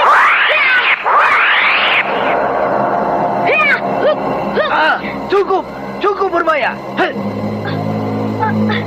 Kakek, lepaskan totokan ini. Aku harus membunuh anak itu. Anak tidak tahu malu. Apakah memang untuk jadi orang pengecut yang tidak tahu malu, kau mempelajari ilmu olah kanuragan? Ingin membunuh lawanmu yang sudah tidak berdaya seperti itu? Pengecut! Siapakah kau, bocah? Pergilah kau kakek kurus. Setan jelek. Kau pastilah guru dari Purbaya. Pergilah dari sini. Kurang ajar. Kau berani meludahiku.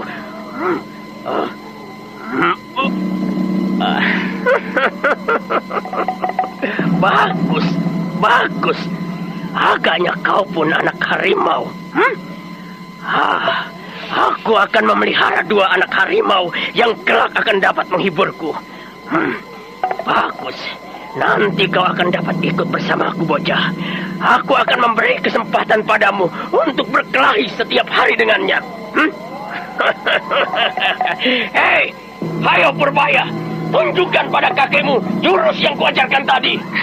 Tapi saya tidak dapat bergerak, Guru. Tuh. Saya dapat bergerak kembali. Terima kasih, Guru. Sudah, lanjutkan segera tugasmu. Baiklah, Guru. Hup. Nah, perhatikanlah, Kek. Hup. Hei, hiya. Hup. Tanpa berkedip sedikit pun, Mamang Kuraya memperhatikan setiap gerak dari Raden Purbaya. Gerakannya yang sudah berisi kekuatan membuatnya kini mampu untuk bergerak lincah bagaikan ular yang meliuk-liuk. Sampai akhirnya, ketika sampai pada gerakan menggunting, Raden Purbaya menyambar benda kecil pemberian dari jerangkong hidup dari ikat pinggangnya dan melemparkan ke arah kakeknya.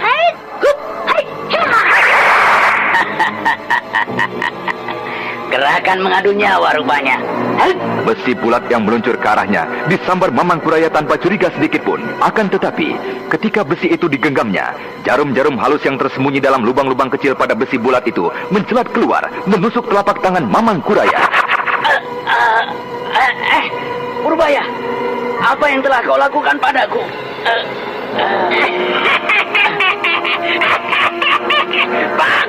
Bagus Purbaya, rencana kita berhasil.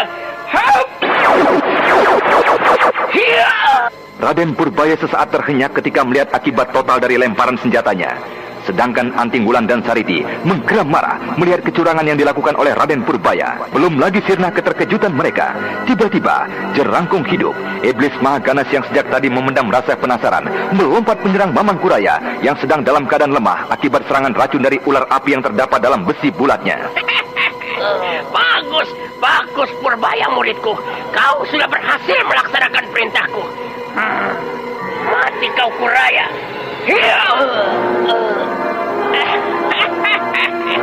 Apapun dan bagaimanapun caranya, kau sudah berhasil kukalahkan Kuraya.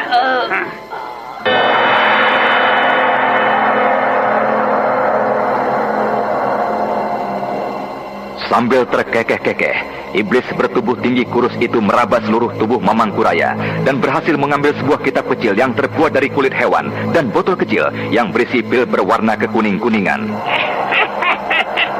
Terima kasih, Kuraya. Kuraya. Oh, manusia tidak berguna. Ternyata kau sudah mampus.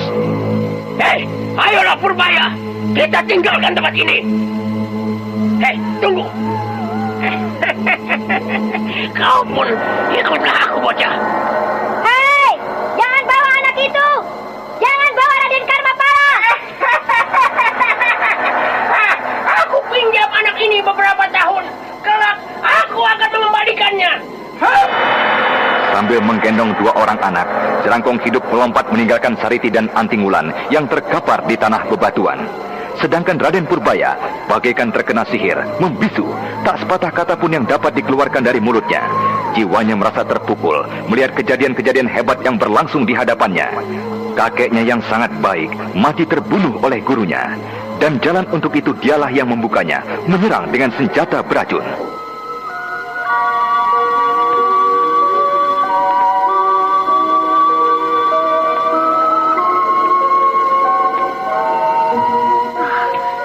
Sariti, bagaimana mungkin kita akan dapat merebut Raden Karmapala dari iblis ganas itu? Raden Karmapala kelak akan tumbuh menjadi seorang pemuda perkasa, Wulan. Iya, tapi sekaligus akan tumbuh menjadi iblis kecil. Sebagaimana halnya dengan Raden Purbaya. Anak itu dengan licik telah membunuh guru dari Eyang Resi. Marilah kita tutupi mayat kakak itu dengan batu-batuan, Wulan. Dan kemudian kita temui gurumu, Resi Wanayasa. Biarlah dia yang memutuskan apa yang harus kita lakukan kemudian. Mari, Sariti.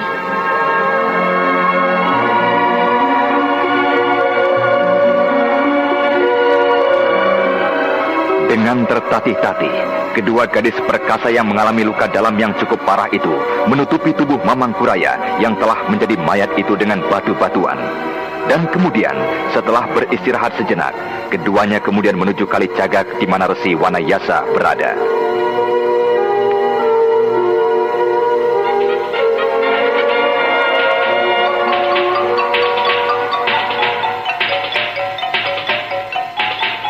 Sementara itu, Prabu Jaya Suntana tengah mengerahkan para prajurit serta pembantu-pembantunya untuk mengumpulkan laki-laki yang dapat dijadikan prajurit. Dari anak muda hingga orang tua yang masih cukup mempunyai kekuatan, sukarela maupun dengan paksaan, semuanya diwajibkan untuk mengikuti latihan olah keprajuritan.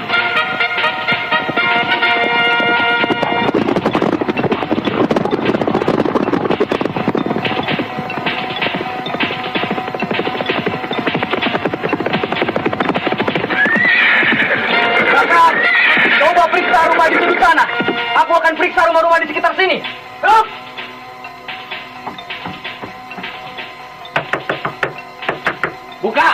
Buka pintu ini. Kami prajurit kerajaan. Ada apa Tuan prajurit datang kemari? Minggir. Beri aku jalan. Iya. Mari silakan masuk Tuan. Mana keluargamu yang lain? Tuan, mereka sedang pergi ke Galuh, ke rumah saudara kami di sana. Kau tahu maksud kedatangan kami kemari? Tidak Tuan, tidak. Saya tidak tahu Tuan. Hei, apakah pengumuman dan selebaran yang dipasang di setiap jalan di kota raja ini dan di seluruh desa-desa di Karang Sedana, kau tidak tahu? Iya. Saya tahu itu Tuan, iya, saya tahu. Nah, lalu kenapa kau masih juga membiarkan keluargamu keluar dari kota ini? Bagaimana ya? Tapi Tuan, anak saya yang tertua sudah dibawa ke istana itu untuk mengikuti latihan olah keprajuritan begitu.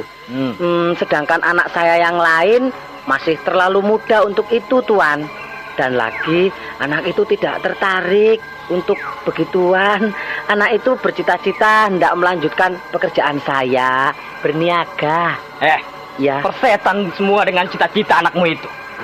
Sang Prabu memerintahkan agar setiap anak muda dan orang tua yang masih cukup kuat untuk dididik olah keprajuritan. Dan semua harus mengikutinya. Iya. Tapi anak saya itu masih sangat muda sekali Tuan. Iya, Tapi mana anak itu? Kau sudah menyembunyikannya. Jika demikian, kaulah yang harus menggantikannya. Jangan Tuan, jangan.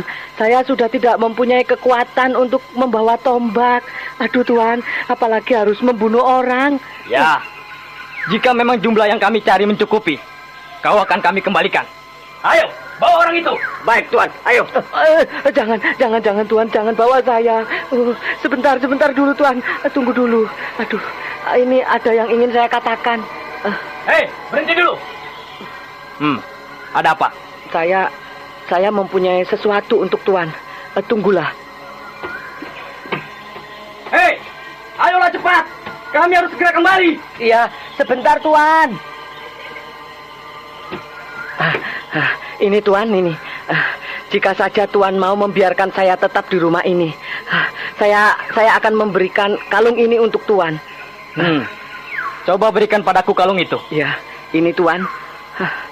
Saya akan memberikan sebuah lagi pada Tuan yang lebih besar jika Tuan berjanji tidak akan mengganggu kami sekeluarga. Anak kami yang kedua ini masih sangat muda, Tuan. Tolonglah saya ya, Tuan. Mana kalung yang lainnya? Tuan, ada pada istri saya. Tuan dapat kembali ya 2 hari lagi. Saya dapat memberikan kalung itu jika istri saya sudah kembali, Tuan. Baiklah. Kau selamat sekeluarga. Aku akan kembali 2 hari lagi kemari. Ayo kita pergi. Ya, Ki.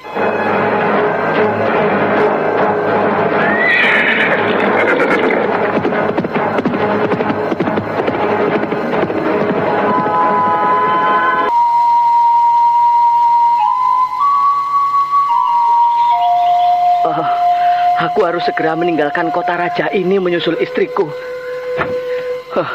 Kota ini menjadi semakin parah saja. Iya, semenjak pemerintahan baru dipegang oleh Prabu Jayasuntana. Nah, aku harus segera berkemas. Malam nanti aku akan meninggalkan desa ini.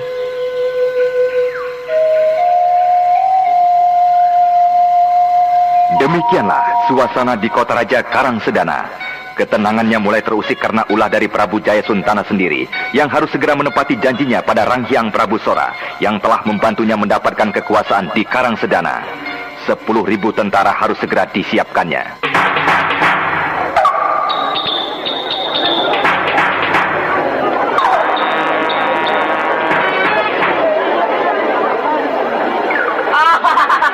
Ayo, kejar dan tangkap kuda itu. Hei, kau yang di sana, gelar apa yang sedang kau siapkan? Ayo perbaiki. Ya, bagus. Ayo, teruskan latihan kalian. Sebentar lagi kalian boleh istirahat. Ayo, jangan berhenti dulu sebelum saatnya. Terus. Sementara itu di bagian lain dari kota raja, Ki Cangkara bersama istri dan Intan Pandini kemanakannya juga tak luput dari kemelut yang sedang melanda kota raja dan seluruh bagian kerajaan Karangsedana. Bu, buka pintu itu, Bu. Alah, Pak. Apa yang terjadi dengan dirimu? Kenapa muka dan tubuhmu ini, Pak? Bu. Ayo, masuklah, Pak. Masuk. Pak. Sakit sekali, Bu. Aduh, Pak.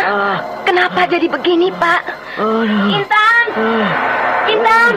Benar-benar setan mereka itu, Bu. Siapa, Pak? Siapa? Ada apa, Bi? Apa yang terjadi dengan paman? Ayo bantu aku. Angkat pamanmu ini ke dalam, Intan. Baik, Bi. Ayo angkat.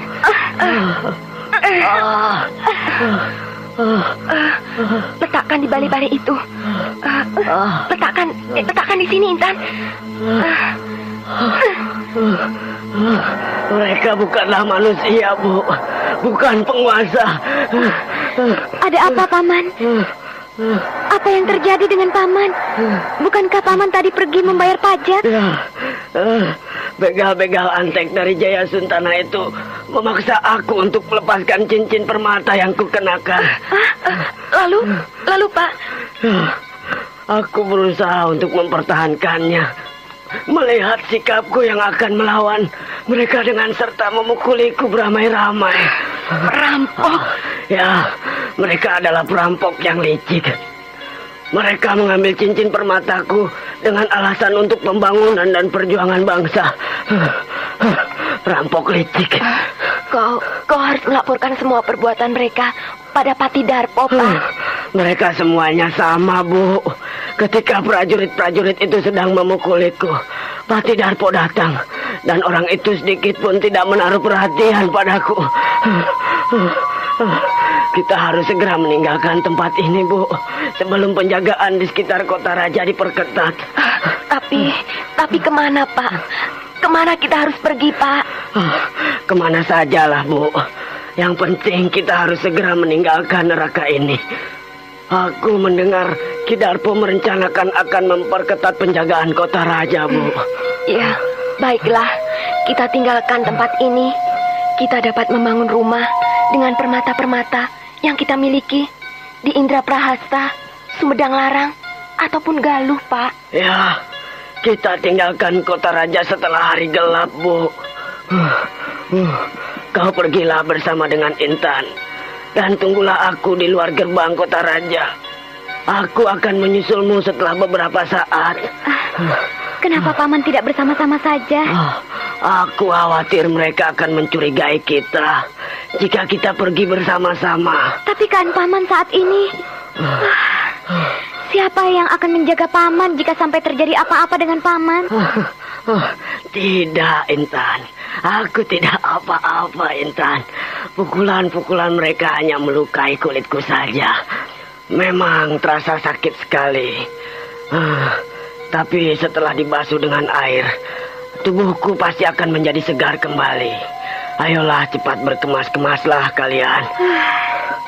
Baiklah, Paman. Biar aku yang mengemasi barang yang akan kita bawa. Kau masaklah air untuk membasuh luka-luka pamanmu, Intan. Baik, Bi.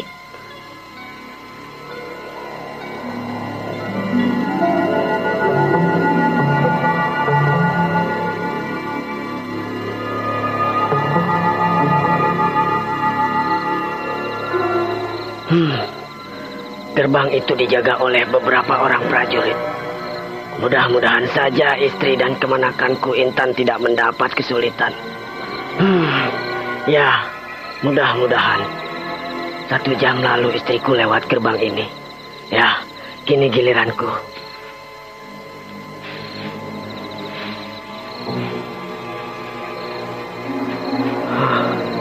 Aku tidak berani memandang prajurit penjaga itu. Oh, Dewata, tolonglah hambamu ini.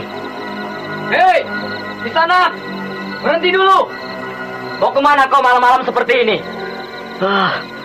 Ke desa sana, Tuan. Ke desa Muarasari. Hei, bukankah kau yang tadi siang membayar pajak? Apa perlumu ke desa itu?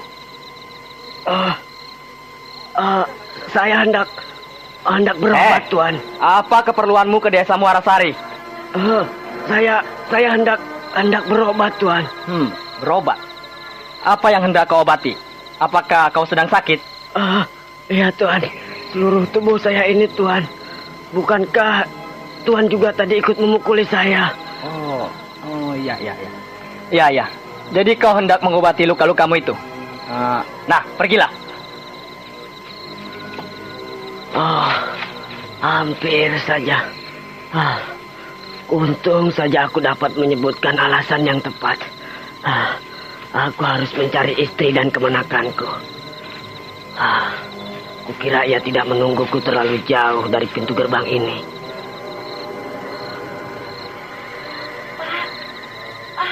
Oh, itu dia suara istriku. Di manakah kau, Bu? Kenapa kau sampai bersembunyi di tengah semak itu? Pak, apa kau kira prajurit-prajurit peronda itu yang lalu lalang di sini tidak akan mencurigaiku duduk berdua di sini, Pak? Maksudmu di sekitar sini banyak prajurit peronda? Iya, Pak. Mereka berkuda, masing-masing 2 atau 3 orang. Oh, jika demikian, ayolah kita lanjutkan perjalanan kita, Bu. Kita harus menghindari peronda-peronda itu. Ayo, Pak. Mari, Intan.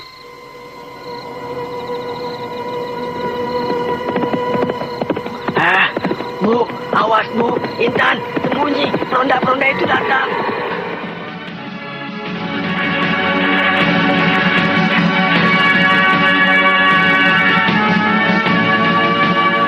Ki Cangkara segera menarik istri dan anaknya masuk ke dalam semak.